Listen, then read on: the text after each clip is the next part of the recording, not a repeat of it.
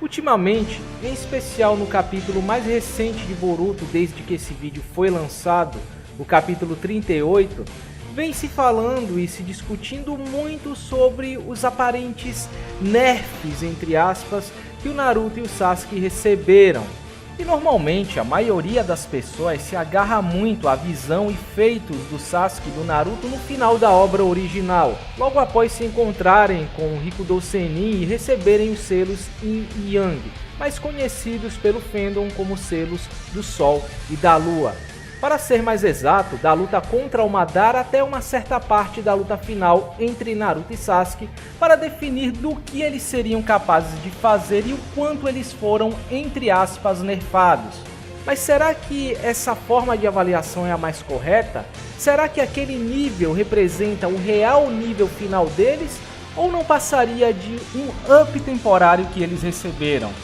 Um fator que eu vejo pouca gente destacando quando se trata do nível que Naruto e Sasuke atingiram no final da obra original é o poder Yin e Yang que o Rikudo Sennin confiou a eles no capítulo 671, o que é reforçado nos capítulos 692 e 693 após a luta contra a Kaguya. Talvez muitos de vocês não se recordem, mas no capítulo 689, após a alma do Obito retornar e incorporar no Kakashi, manifestando seus poderes através dele, o Kakashi comenta o seguinte: como eu pensei, os olhos estão mais fortes com o poder do Rikudo que ele tinha conseguido, referindo-se ao Obito. Lembrando que mesmo após deixar de ser o Jinchuriki do Jubi, o Obito rouba um pouco do chakra do Madara no capítulo 665, lhe permitindo usar o cajado de Omi-Uton. Detalhe que várias vezes foi afirmado que ser o Jinchuriki do Jubi é como ter o poder do próprio Rikudo Sennin.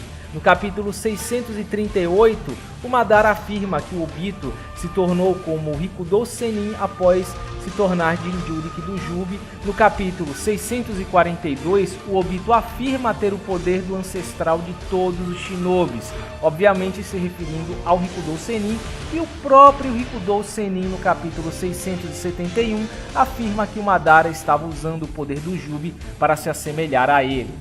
Mas em todo caso, esse trecho é a prova de que o poder do Rikudo também oferece um buff aos seus usuários. Agora eu pergunto a vocês, se o pouco poder que o Obito roubou do Madara potencializou suas habilidades, imaginem o que o poder dado diretamente pelo fantasma de chakra do Rikudo Sennin não fez com Naruto e Sasuke. Inclusive, no capítulo 681, o Sasuke afirma com todas as letras que eles haviam recebido habilidades incríveis com os poderes do Rikudo Sennin. Ah não, você tá viajando. O poder dado pelo Rikudo Sennin apenas refere-se aos selos que eles receberam? Mas será mesmo? Eu acredito que não, pois no capítulo 673, após o Naruto curar o Gai, ele afirma sentir como se pudesse fazer qualquer coisa, olhando para sua mão e se perguntando: será que isso é porque me encontrei com um grande sábio ancião e por causa do poder que ele me deu? Indicando claramente que se tratava de uma habilidade adquirida desse encontro. Lembrando que o Databook 4, nas páginas 268 e 269, que eu deixarei com um link e tradução na descrição do vídeo, afirma que os selos dados pelo Rikudo Sennin servem única e exclusivamente para executar o Rikudo Shibaku Tensei, selando o Jubi no núcleo do Shibaku Tensei. Não é descrito que eles dão algo além disso, portanto, coisas como poder de cura milagroso ou qualquer outra coisa não estão relacionados aos selos diretamente. Pelo menos nada indica que estejam relacionados como algumas pessoas acreditam até hoje. E como sabemos, ele nunca mais demonstrou ter esse tipo de habilidade, até porque não existe uma procissão de pessoas doentes em Konoha esperando para serem curadas de suas enfermidades pelo Naruto.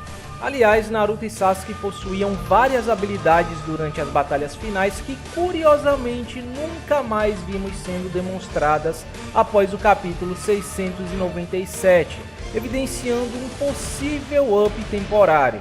O Sasuke, no capítulo 673, por exemplo, demonstra ser imune às estacas negras paralisantes do Madara, sendo capaz de tirá-las do Tobirama sem sofrer qualquer tipo de efeito colateral, um feito que ele não demonstra ter atualmente. O Naruto foi atingido por várias estacas do Momoshiki e ele nem mesmo tentou tocar nelas.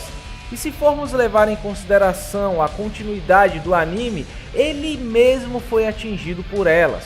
Lembrando que as estacas do Jigen / Ishiki parecem possuir efeitos diferentes das estacas que vimos anteriormente. Elas absorvem chakra ao invés de atordoar o chakra de quem é atingido. Uma característica destacada pelo Naruto no capítulo 36 de Boruto. Por isso talvez elas sejam tão fáceis de serem retiradas, portanto não tentem usá-las como um contra-argumento no momento. E além disso, ele também usava um Chidori de cor diferente, um Chidori negro, semelhante ao que ele usou com o selo amaldiçoado, indicando que naquela ocasião ele estava fazendo uso de um poder diferente do convencional. Aliás, ao usar esse Chidori, ele mesmo fala: usarei o chakra do Rikudou também. E aparentemente o uso de seus doujutsus parecia mais eficiente, podendo usar várias técnicas consecutivamente sem estar visualmente esgotado. Mas também devemos levar em consideração que na época ele não usava o Amenotei de cara para passar entre as dimensões, para viajar entre as dimensões, o que hoje lhe custa muito chakra. Já no caso do Naruto, acho que dispensa comentários. Além da habilidade curativa que eu já citei, ele tinha um novo modo de chakra, conseguia levitar e sim, eu sei que muitos vão usar o argumento de que ele voava no The Last, mas eu acho questionável visto que ele estava em gravidade baixa. Podemos até mesmo ver pedras levitando, e eu descarto completamente aquela cena do episódio 47 do anime de Boruto que muitos estão usando como argumento para ele ainda ter essa habilidade. Para mim é questionável se aquele dash quase rente ao chão pode ser considerado um voo de fato. Para mim o Naruto apenas estava se impulsionando com seu chakra. Mas enfim, ele também conseguia usar Gododamas, ter habilidades sensoriais que ultrapassavam dimensões, uma potência de ninjutsu capaz de criar um Yuton Rasen Shuriken gigante, que até mesmo conseguiu cortar o Shinju ao meio, etc. Claro que os chakras das 9 bijus e o modo Sennin do Rikudou são responsáveis por algumas dessas habilidades, e não necessariamente um up dado pelo Rikudou Sennin. Mas eu acredito que esse up pode ter influenciado na potência, eficiência e capacidade de usar algumas dessas habilidades, como o próprio modo Sennin do Rikudou, que hoje, mesmo que o Naruto ainda tenha e a falta das marcas nos olhos não sejam meramente uma questão de design, está visualmente mais enfraquecido e não lhe dá tantas habilidades se compararmos com a Quarta Guerra. Já no caso do novo manto, assumindo que supostamente ele seja o resultado do chakra das 9 bijus usado em conjunto, já que possui habilidades e aparências similares ao Madara como o Jinchuriki do Jubi, sendo uma característica marcante do Rikudou Senjutsu compartilhado por Naruto e Madara, talvez o que tenha permitido Naruto entrar nele com tão pouco chakra das bijus tenha sido esse up dado pelo Rikudou Sennin. Agora, se o Naruto pode repor ou não os chakras das 9 bijus que ele perdeu na batalha final contra o Sasuke para um nível que consiga entrar nesse modo de chakra, não vem ao caso. Nem sabemos como funciona essa comunicação com as bijus, se ele pode receber o chakra delas a longas distâncias ou se não há um limite para a quantidade de chakra que ele pode receber delas. E também não descarto a possibilidade de nunca termos visto algumas dessas habilidades, tanto do Naruto quanto do Sasuke, por uma questão puramente circunstancial, por não serem úteis contra os inimigos que eles enfrentam atualmente ou simplesmente por eles terem melhores opções. Até pouco tempo nem fazíamos ideia de que o Naruto ainda era capaz de usar os poderes das bijus, o que foi evidenciado pelo capítulo 32 de Boruto. Eu não sei se vocês se recordam, mas mesmo na luta contra Kaguya, quando o Naruto estava em seu auge de poder, em Em um determinado momento, no capítulo 684, ele reflete sobre a situação e assume que mesmo fazendo um ninjutsu absurdo, ela iria absorvê-lo, não faria sentido. O que realmente funcionaria contra ela era distração e taijutsu, uma abordagem que ele vem usando para todos os inimigos que ele enfrentou atualmente, em especial os Otsutskis, que assim como a Kaguya, são capazes de absorver ninjutsu. Usar ninjutsu contra eles apenas significa dar a eles mais energia, não passa de um gasto desnecessário de chakra. Portanto, eu acho que não devemos esperar ver Naruto e Sasuke utilizando todo o arsenal de ninjutsus que eles possuem contra inimigos desse tipo. Mas enfim, levando em consideração todos os pontos que eu destaquei, o fato do poder do Rikudou dar um buff, um aumento de poder para quem o recebe, a aparente perda de certas habilidades do Naruto e do Sasuke após o final da obra original, que no caso do Naruto já está evidente desde o The Last, muito antes do próprio Boruto começar, e seus estados atuais, eu diria que o que nós vimos no final da obra original nunca representou o verdadeiro nível máximo deles.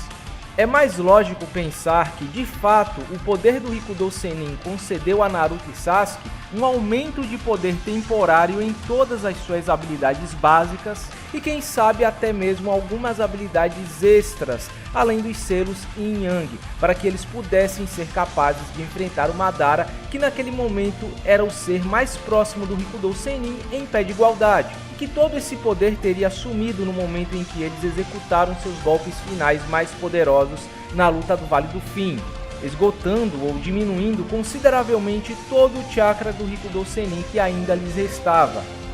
Em resumo, eles teriam regredido a um nível anterior ao encontro com o Rikudou Sennin, sem o boost concedido por seu poder, mas com o acréscimo de algumas novas habilidades adquiridas após esse encontro. No caso do Sasuke, o Rinnegan, e no caso do Naruto, os chakras das 9 bijus, mesmo que um pequeno resquício desse chakra, e supostamente uma versão mais enfraquecida do modo Sennin do Rikudou. Esse seria o nível máximo deles após o capítulo 697.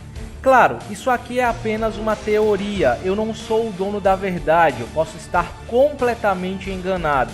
Mas eu acho que, independente da sua opinião, convenhamos que essa possibilidade parece ser a mais condizente com o que estamos vendo em relação ao desempenho do Naruto e do Sasuke em combate do que qualquer outra.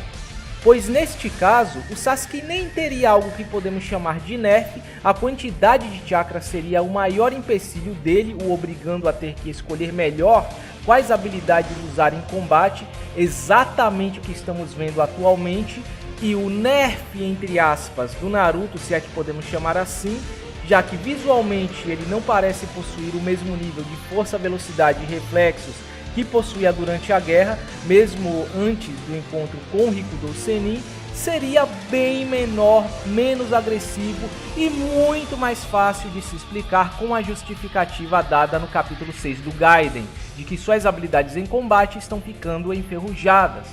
Sinceramente, eu não tenho nenhum problema em aceitar um Naruto sedentário que vive anos atrás de uma mesa de escritório, passando por um constante estresse mental pelo trabalho excessivo, sem dormir ou se alimentar direito, sem treinar, sem fazer missões ou participar de combates reais constantes, tenha uma queda considerável em seu desempenho em combate, afetando sua força, velocidade, reflexos e quem sabe até mesmo a capacidade de utilizar o seu chakra de maneira eficiente, o que afetaria o uso de seus ninjutsus. Aliás, eu acredito que o estresse mental possa ser um grande responsável, pois o dano causado pelo estresse mental, bem como vemos no treinamento para dominar Futon, é independente de coisas como chakra ou vitalidade, e deixa o Naruto bem debilitado.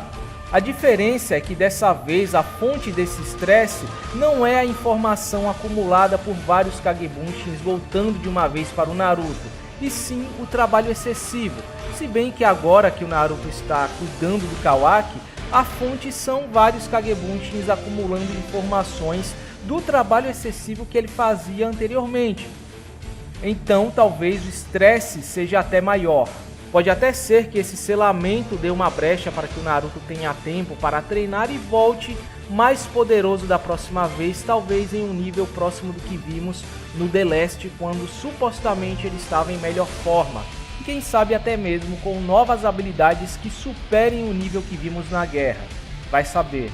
Claro que eu não descarto a possibilidade desse baixo desempenho do Naruto em combate ter a ver com a doença citada nas light novels mais recentes, a série Retsuden.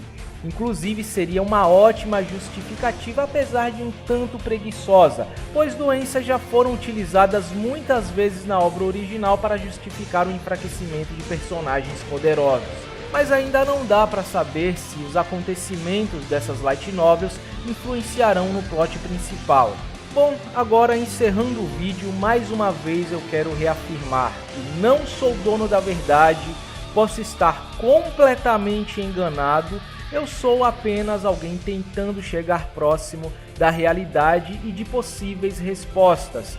Eu espero que vocês reflitam sobre tudo que eu disse aqui e perguntem-se: não seria um erro usar os feitos do Naruto e do Sasuke do passado para julgá-los no presente? Bom, então é isso, eu espero que vocês tenham gostado da teoria e nos vemos algum dia.